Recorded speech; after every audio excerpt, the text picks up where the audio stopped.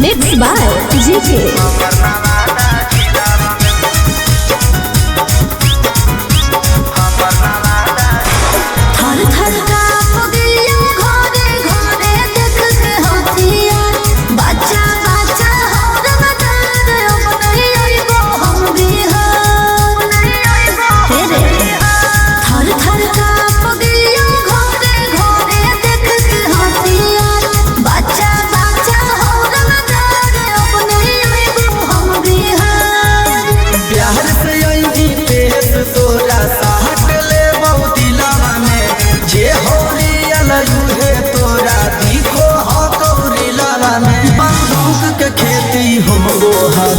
हमर नवादा जिलावा में बंदूक के खेती हो हमर जमुई जिलावा में।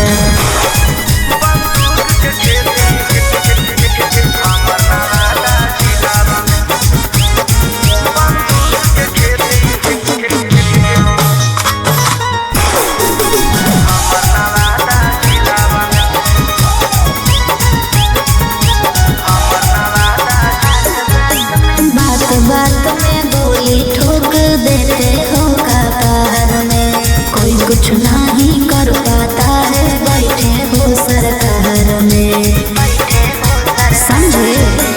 बात बात में गोली ठोक देते हो कपार में। कोई कुछ नहीं कर पाता है बैठे हो सरकार में। हमारे शासन भाषण खाली चलो हम महफिलवा में जे होरी अलूहे तोरा दिखो कौरी लवा में। बंदूक के खेती हो हमर नवादा जिलावा में बंदूक के खेती हो हमर मुंगेर जिलावा में।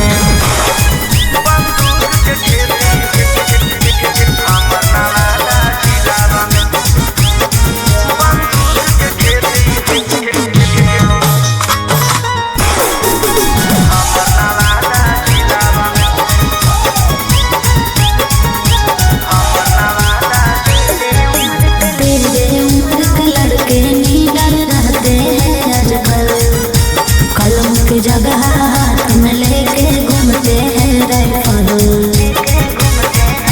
हे रे तेरे उम्र के लड़के नीडर रहते हैं आजकल। कलम के जगह हाथ में लेके घूमते हैं राइफल। धीरज वर्मा सूरज सिंह नहीं डरो मूसा तिलवा में जे होरी अलूहे तोरा दिखो कौरी लवा में। बंदूक के खेती हो हमर नवादा जिलावा में बंदूक के खेती हो हमर गया जिलावा में।